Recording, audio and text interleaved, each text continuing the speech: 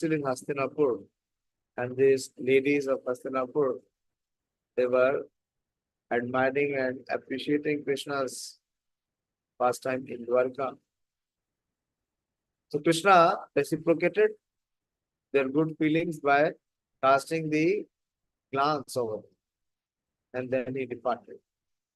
Ajata Shatru Pitranam Gopitya Madhurvisha Paribhya Sankita Sneha Prayukta Prayukta Chatur Anginim. Maharaj Yudhishthir is known as Ajat Shatru. Maharaj Yudhishthir, one who has no enemy or whose enemy is never born. So Maharaj Yudhishthir, although no one's enemy, engaged 4 divisions of defense: horse, elephant, chariot, and army to accompany Lord Krishna.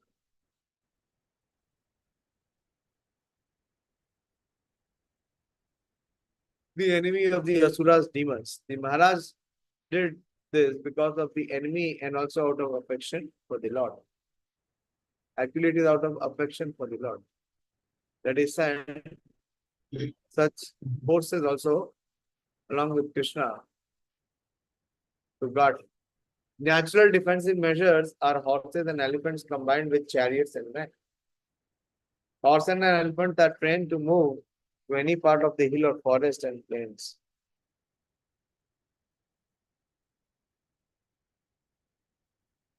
The charioteers would fight with many horses and elephants by the strength of their powerful arrows, even up to the standard of the Brahma Shastra, similar to modern atomic bomb. Maharaj Yudhishthir knew well that Krishna is everyone's friend and well-wisher, and yet there were asuras who were by nature envious of the Lord. So out of fear of attack from others, and out of affection also, he engaged all varieties of defensive forces as bodyguards of Lord Krishna, if required. Lord Krishna himself was sufficient to defend himself from the attacks of others who counted the Lord as their enemy. But still he accepted all the arrangements made by Maharaj Yudhishthir because he could not disobey the king, who was his elder cousin. The Lord plays the part of a subordinate in his transcendental sporting, and thus sometimes he puts himself in the care of Yashoda Mata or for his protection in his so-called helplessness of childhood. That is transcendental Leela of pastime of the Lord. The basic principle for all transcendental exchanges between the Lord and his devotee is exhibited to enjoy a transcendental bliss for which there is no comparison even to the level of Brahman. So here we see when Krishna is actually departing for Dwarka from Hastinapur. So Maharaj Yudhishthir, he sent so many military forces, so many chariots, so many other soldiers as a bodyguard. And Prabhupada is saying, the Supreme Lord, he gives defense to everyone else. Does he require defense? He is the one who protects everyone else. But out of obedience and affection, 2 things Prabhupada is pointing out. That the Lord becomes the subordinate of his devotee out of love and affection. Yudhishthir Maharaj was the king and he was affectionate. And out of love, he wanted to extend this force. So Krishna accepted. Krishna did not resist to it. He did not say no. Atha duragatan sori Kauravana Vira Haturan Sanivartaya Dridam Snigdhan Prayatsva Nagaram Priya. Out of profound affection for Lord Krishna, the Pandavas, who were the Kuru dynasty, accompanied him a considerable distance to see him off. They were overwhelmed with the thought of future separation. The Lord, however, persuaded them to return home, and he proceeded towards Dwarka with his dear companions. So we see this situation arises when someone is very near, very dear, to whom someone we are very, very attached. What we do when he starts to depart, we also start working with him. Has it happened with you or not? Any time it has happened? We forget as if he is the person going and I have to stay here. Our attachment with that person is so intense that we just follow him. So this shows that how much the Pandavas were having affection for Krishna.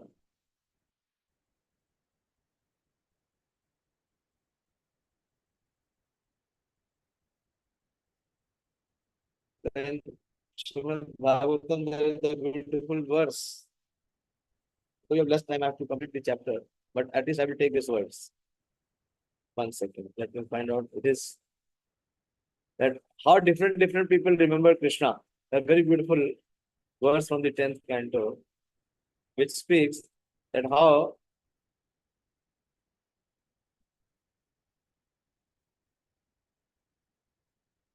yes, 10:43:17. Open Manoram Prabhu. 10th canto, 43 verse and 17th verse.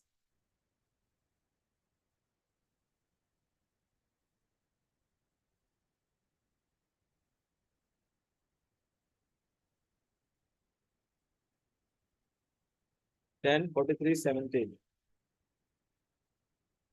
So everyone sees Krishna differently. A beautiful verse. Yeah. Okay. It says, Mallanam Ashanir Nirnam Narvara Strinam Smaro Murtiman Gopanam Swajana Asatam Shiti Bhujam Sasto Swapitaro Shishu Mrityur Bhojapater Virat Avidusham Tattva Param Yoginam Krishninaam Param Devateti Vidito Nangam Gatas Sagraja. Sagraja. So the first, when Krishna arrived in the wrestling arena, where Chamur and Mushtik, the two big wrestlers, were there on the plan of Kamsa to kill them. So when Krishna and Balram entered the arena, so these wrestlers, Chanuk and Mushtik, what they saw? Mallanam Ashni. They did not see Krishna and Balram. They saw some lightning is coming. When he entered, the various group of people in the arena regarded Krishna in different ways. When he entered it with his elder brother, the wrestlers saw Krishna as lightning bolt. When there is intense rain, and when the intense rain is there is lightning with very heavy sound. So these, wait. Don't go up. I want to see the word meaning. A little down. Yeah, that's okay.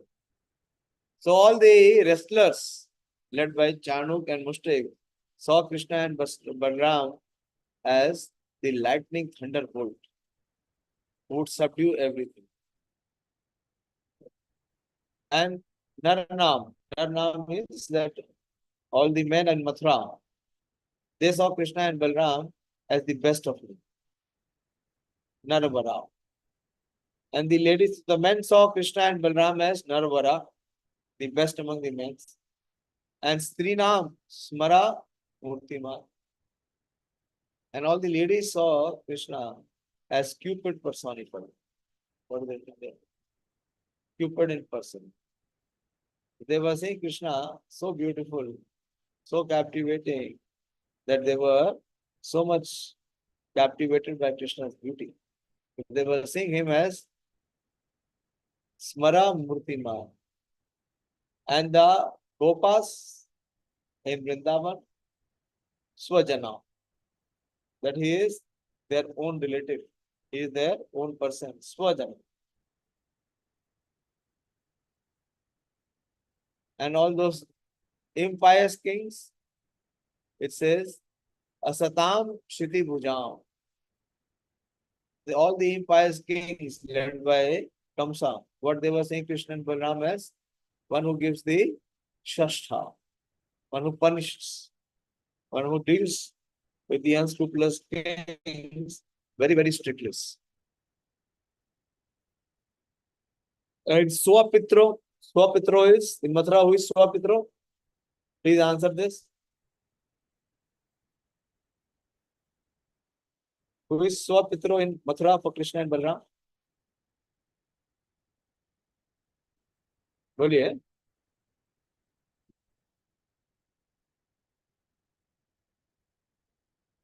Devaki and Vasudev. Devaki and Vasudev, what did they show? See Krishna as Shishu, a child. And Mrityu Bhojapate. Bhojapate is Kamsa. King Kamsa, king of Bhojapinda. He saw Krishna approaching not as Shishu. For him, Krishna was Mrityu. Mrityu Sarva Harascham. So Krishna was coming as death personified.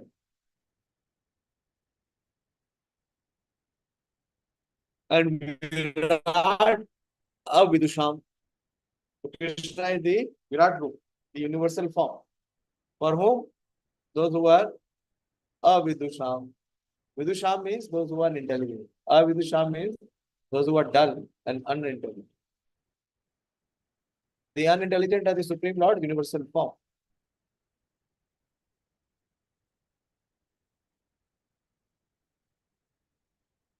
And Param Yoginam, Tattvam.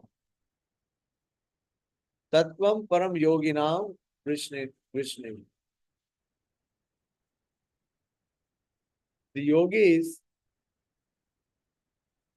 saw him as the Tattvam, Param Sattva, as the absolute truth. And Vishnis, the members of the Vishnu dynasty, they saw Krishna as Paradevata, the most worshipable deity, the Lord and most worshipable deity. And in case of Pandavas, what did he see? He saw affection personified. Close it. Very beautiful words. So many rasas are displayed in this. That how who sees everyone sees Krishna differently, according to their own perception, own understanding. Okay, I'll share.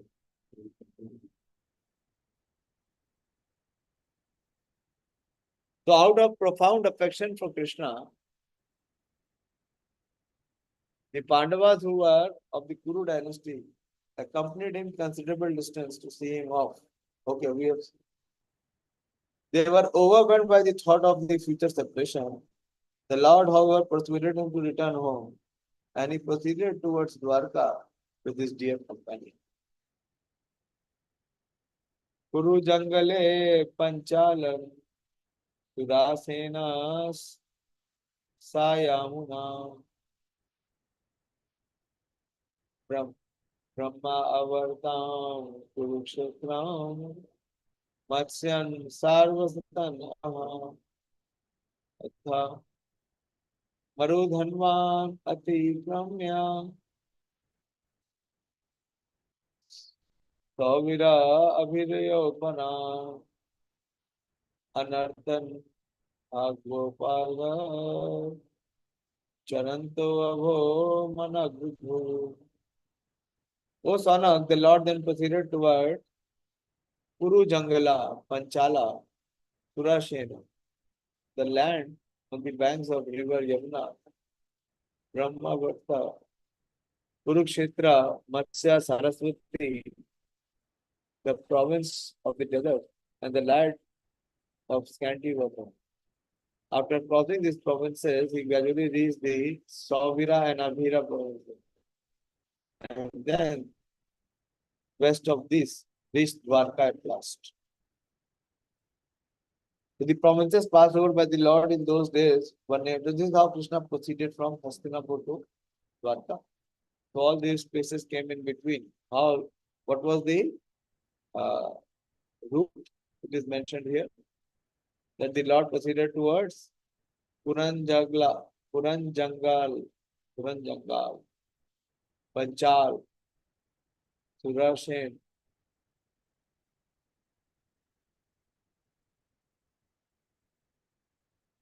The provinces passed over by the Lord in those days were named differently from those of today. But the direction given is sufficient to indicate that he traveled through Delhi, Punjab, Rajasthan, Madhya Pradesh, Saurashtra, Gujarat, and at last he reached his home province at Dwarika. We do not gain any profit simply by researching the analogous provinces of those days up to now. But it appears that the desert of Rajasthan and the provinces of scanty water like Madhya Pradesh were present even 5,000 years ago. The theory of soul experts that the theory of soil experts, sorry, the theory of soil experts that the desert developed in recent years is not supported by the statements of the Bhagavatam. We may leave the matter for expert geologists to research out the changing, because the changing universe has different phases of geological development. We are satisfied that the Lord has now reached his own permanence. See Prabhupada's art. What he is writing? We are satisfied that the Lord has now reached his own province.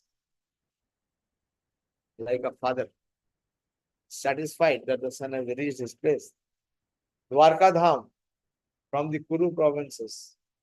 Kurukshetra continues to exist since the Vedic age, and it is sheer foolishness when interpreters ignore this or deny the existence of Kurukshetra.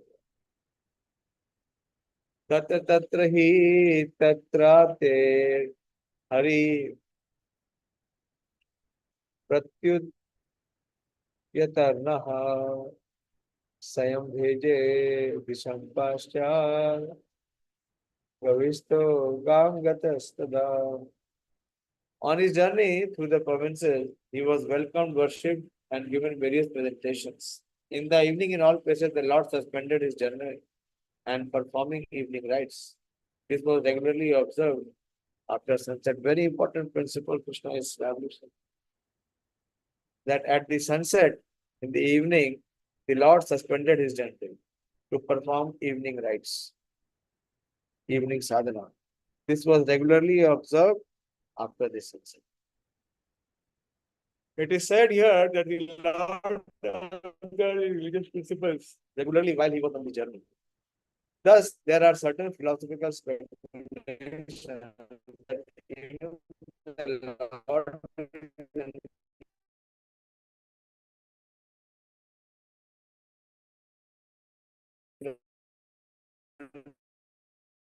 the obligation of fruitive action. But actually, that is not the case. It does not sanction. Him is good for everyone. But when he descends to earth, he acts for the protection of his devotee and for the annihilation of the impious devotee. Although he has no obligatory duty, still he does everything so that others may follow. That is the way of factual teaching. One must act properly himself and teach the same to others. First, one has to uh, show by setting the example. That is called achar. So acharya means one who teaches by his own example.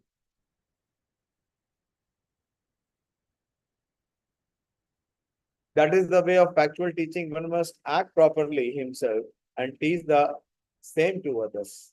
Otherwise, no one will accept one blind teaching. He is himself the awarder of fruitive results. He is self-sufficient, and yet he acts according to the rulings of the revealed scriptures in order to teach us the process. If he does not do so, the common man will go wrong. But in this advanced stage, when no one can understand the transcendental nature of the Lord, one does not try to imitate him. This is not that possible.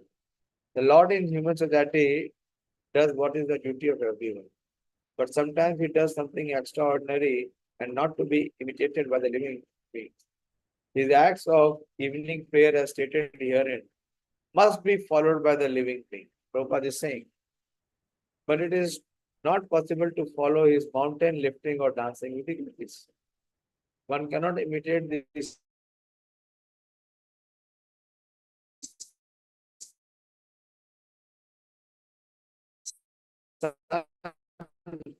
which can exhaust water even from a 50 place.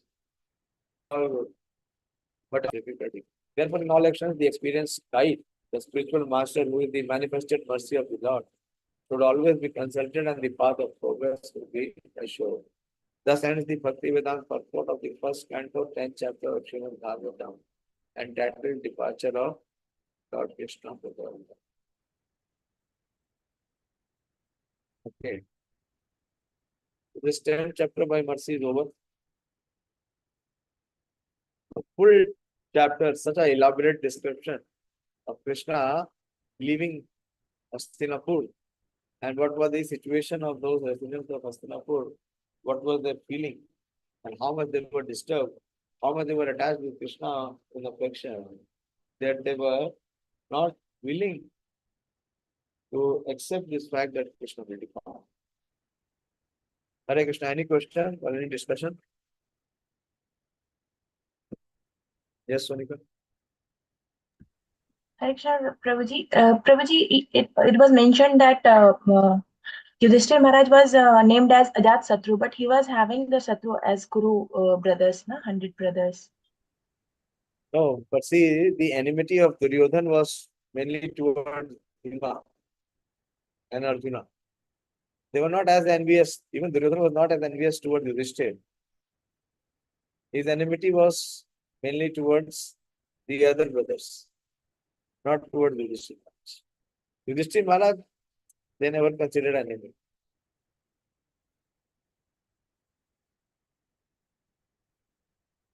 So Ajasatru means, but by his conduct, he never ever made anyone his enemy.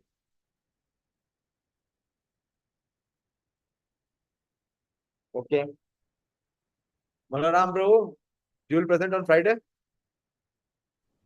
Yes, Prabhu. Okay. And Pradeep, where is Pradeep? He is not joined today?